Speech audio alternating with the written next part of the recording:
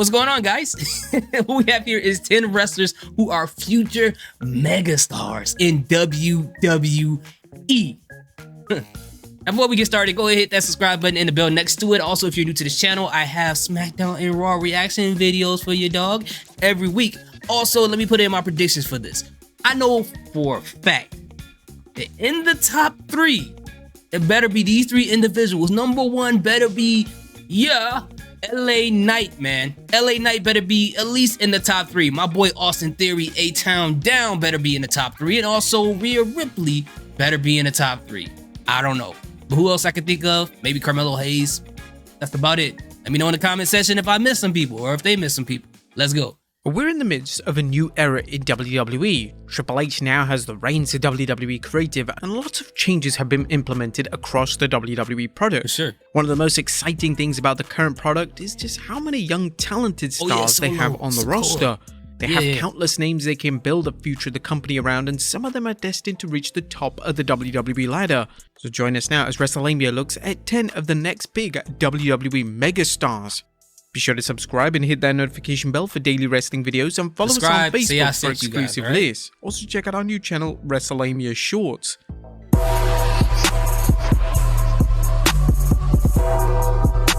It's being goofy, guys. Number 10, Bron Breakker. Oh, on paper, Bron Breakker seems to be the perfect WWE superstar. He has a tremendous look and is the son of Rick Steiner, as well as nephew of former WCW World Champion Scott Steiner. He's been in NXT since 2021 and he continues to grow and prosper in every match he's placed on. WWE have put a lot of responsibility on his shoulders, as he is virtually the face of the entire NXT brand, and this could have seriously damaged Brekker's credibility and legitimacy as a top guy if it backfired. Thankfully though, he's excelled in the role, and it's evident that Breakker is going to be an absolute megastar when he's eventually called up to the main roster. Number 9, Butch. Listen, I can agree with that. Now, I'm not going to lie, I'm not the biggest Bron Breakker fan, okay? I don't watch a lot of NXT 2.0, but I watch enough to know exactly who he is. I'm not the biggest fan of his, but not being a fan of his, I can recognize that he has it, right? I honestly assumed that he would be called up way earlier than this, that like last year, but I'm surprised he's still in NXT. So hopefully at some point it happens soon. Also, sometimes when I look at it, I'm like, hey, this is what they thought Mojo Rawley was going to be, but it didn't end up happening. Let me know what you guys think about that. Let's continue. Butch, aka Pete Dunne, has a reputation for being one of the best wrestlers in the world. His in-ring work is consistently stellar, and despite an infamous name change on the main roster, Butch has continued to show that he has the makings to be a top star for WWE. With Triple H now running creative and Triple H admitting how big of a fan he is of the former NXT UK champion. Oh man, I miss that belt so much, man. The NXT UK belt is gorgeous, man. I miss that belt. Let's keep going. It's only a matter of time before Butch ascends up the card in WWE. The 2023 Money in the Bank pay-per-view is set to take place in London, England, and with Butch being English, fans are already speculating that he could be a firm favourite to win the illustrious matchup.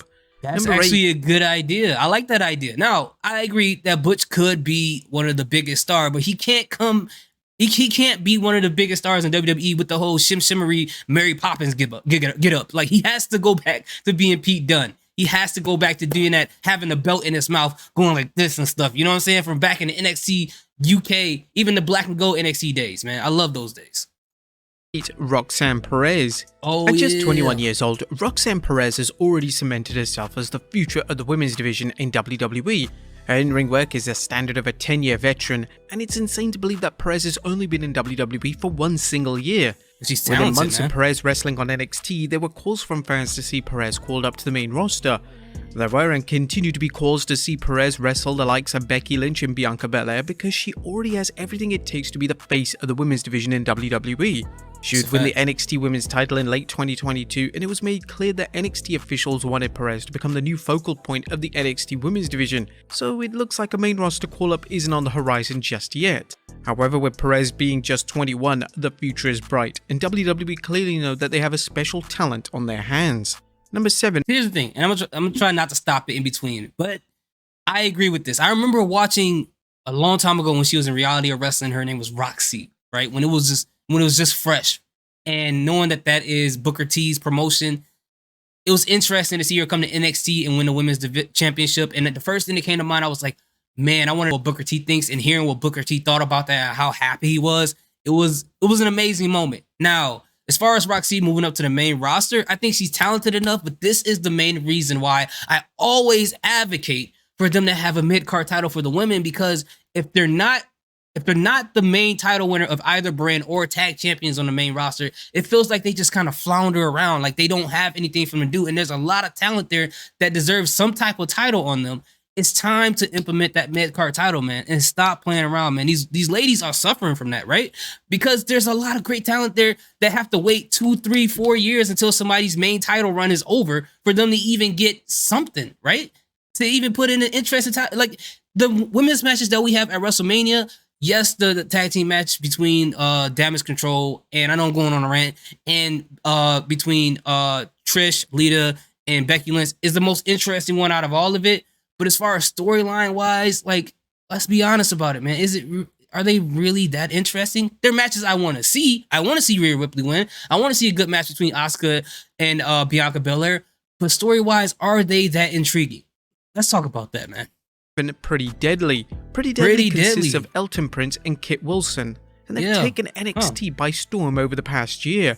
Both members are in their 20s, and their tag team work has already received widespread acclaim. Simply put, Pretty Deadly are the future of tag team wrestling in WWE, as they are an exciting, charismatic team that main roster fans are truly going to resonate with. Their work with the New Day has received particular praise, as Pretty Deadly have held their own, and Kofi Kingston acknowledged the talents of both Prince and Wilson during an interview with Sports Illustrated. Pretty Deadly are so talented, and they're going to be even bigger than they are now. It's all about getting experience and getting in there with experienced superstars, then spreading their wings to fly. Anything we can do to help that, we're here for it. We want them to flourish. That's what we're here to do. I'm looking forward to mixing it up with them again. That's dope. Number 6, Carmelo Hayes. Oh yeah, I agree with him. But as far as Pretty Deadly, I only remember them a lot from NXT UK because I used to watch that a lot. I don't watch a lot of NXT 2.0. I watch like clips, and I also watch like full segments on YouTube and stuff like that. So I know about them. So if you guys been watching NXT 2.0 consistently, let me know in the comment section what you think about Pretty Deadly. I think they're pretty talented, but I don't know what, how they are in, NXT right now, outside of, basically their little mini feud, I guess you want to call it, that they had with the New Day. Since debuting on NXT in 2021, Carmelo Hayes has become an instant fan favorite. Hayes is one of the most exciting, thrilling wrestlers in NXT, and there continues to be demand to see Hayes called up to the main roster. Hayes has every tool it takes to be a top star on the main roster. The only thing holding him back is head of NXT Shawn Michaels, who doesn't want to see him go because he is that important to NXT's brand and vision. One legend who has spoken at length about the talents of Hayes is Booker T. Booker, who is a commentator on NXT, has seen firsthand just how gifted Hayes is, and this is what Booker had to say on an edition of his Hall of Fame podcast. Carmelo Hayes, he's one of the guys that I want to see get to that next level and literally just kick it in. I want to see this dude, on that next level. In order to get to that next level, you got to have somebody in your ear sometime telling you how good you are. You know what I mean? Patting you on the back and saying, man, that was a hell of a job. You know what I mean? No, I need more of this, not that, Number 5, Solo Sikoa. Hey, Carmelo Hayes, like even though I don't watch consistently NXT 2.0, I watch a lot of his matches, a lot of his promos, and again, he's a person who has it. Like the same vibes I get from Austin Theory, I get from Carmelo Hayes. Even though that, like, kind of personality-wise, they're in two different ends of the spectrum, I feel like, as far as the presentation and things like that, they both give me that it factor. I guess you could throw Bron Breakker in there as well, but I'm a fan of these two more than I am Bron. The Clash at the Castle 2022 saw the main roster debut of Solo Sikoa.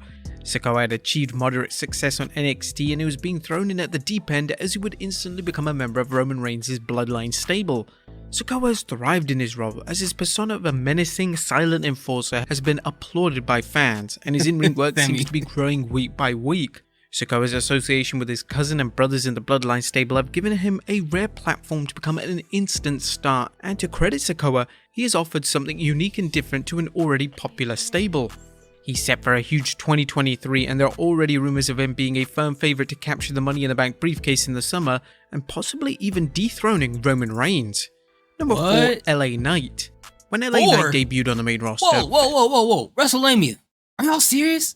We got this man at 4? He should be in the top 3. What are we talking? Do we watch the same WWE? Is there something wrong with my screen?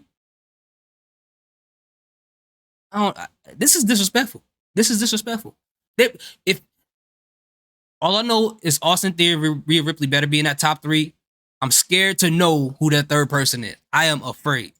Fans were disappointed that WWE had decided to repackage the talented star. Knight would become Max Dupree and would lead a male modeling agency. The gimmick fell flat, and Triple H quickly realized that he needed LA Knight to simply be, well, LA Knight. Thank God. The lackluster gimmick was eventually dropped and Knight was allowed to use his old NXT persona on the main roster. And since reverting to the LA Knight persona, his work on the main roster has been outstanding, and his promo and character work has been some of the finest on display across the entire company. Knight has been involved in a heated rivalry with Bray Wyatt, and he's managed to shine while still managing to keep an aura around Wyatt's character and mystique. WWE see big things for Knight, and it was apparent on the Raw 30th show as Knight shared the ring with The Undertaker, which is a clear sign that he's set for superstardom. Number 3, Montez Ford. It's been no secret that Montez Ford has aspirations to become world champion in... Okay. I love Montez. I guess I'll give it a break. I would put him at 4, and then I will put LA Knight in the top 3, but okay, all right, I love Montez. WWE. Ford brings a lot of life to the WWE product, and his in-ring presence has continued to grow over the past few years. Many WWE fans believe it's time for Ford to break away from the Street Profits and create his own legacy. This isn't to say that Angelo Dawkins doesn't have potential to be a solo star, as Dawkins has continued to improve in the ring, and he should be fine if WWE decide to break up the Street Profits. Yeah, but Ford has an exciting moveset, and his frog splash is up there with the very best versions of the popular move. Ford has shown in singles matches with the likes of Roman Reigns that he has star power as a single star, and more importantly, he can hold his own against the very best in WWE. In that Elimination Chamber match. Rhea Ripley. Rhea Ripley has already reached great heights in WWE. Austin Theory better be number 1. He better be number 1. That's all I'm gonna say. Despite being only 26 years old, she's already won the women's title on 2 different brands. Ripley has been portraying a heel character as late as part of the Judgment Day faction, and this allowed fans to see a more villainous side of Ripley, a side which she has thrived in. Ripley has years upon years left in WWE, and she is without question one of the most well-rounded wrestlers in the women's division. As WWE go forward into their new era, Ripley is likely to emerge as one of the faces of the new administration, and she's likely to be cemented there for a very long time. And number 1, Austin Theory. Yeah, okay. When Vince McMahon announced his retirement from WWE, fans believe that one specific wrestler who would end up losing his push. I get that a lot of you guys aren't big fans of Austin Theory. I've told people on this channel for a long time, I've been a fan of this guy since he's been involved, and I used to go to his shows to watch him, and I was like, I know he has it. If he ever came to WWE, he is going to be a future star. Now, regardless of how you feel about him now, kid has a bright future, and he's young. So he got time. He got time. Would be Austin Theory. Theory was McMahon's hand-picked chosen guy, and it was even reported that McMahon, as well as other WWE officials, believed that Theory could be the next John Cena. Theory got off to an interesting start in the new era, as he would randomly cash in his Money in the Bank briefcase on Seth Rollins for the US title, and he ended up losing his cash-in match. This traditionally signals the end of someone's push in WWE, and fans feared the worst for him. But what followed was some excellently delivered character work. Theory now had an edge, and WWE went back to the drawing board with his character and presentation. To say that Theory is in a better place following losing the Money in the Bank briefcase is an understatement, as he's constantly main eventing Raw and getting huge wins over the likes of Seth Rollins. Theory has proven his critics wrong, and it looks like the new era in WWE is going to see wrestling fans witness Theory finally becoming one of WWE's top megastars. But there you have it, folks. 10. I'm just so glad they got rid of him doing the whole selfie thing. I get that it was supposed to be poking fun at the younger generation, but there is a degree where it doesn't fit a certain person's character, and it did not fit Austin Theory. But anyways, what do you guys think? Are there people who did not make this list? For me personally, I felt like if we would have did a list of the honorable mentions, not in the top 10, for me personally, I felt like booked right, Shotzi Blackheart could have been in there. I feel like if Rip Fowler went back to who he used to be, Zach Gibson, and he was booked right, he could have been in the honorable mentions. Who else? I can't think of anybody else. What do you guys think? Let me know in the comment section who will be in your top 10 and who will be in your honorable mentions. Let's talk. All right. Thank you guys so much for watching. Salute. Peace. Have a good day.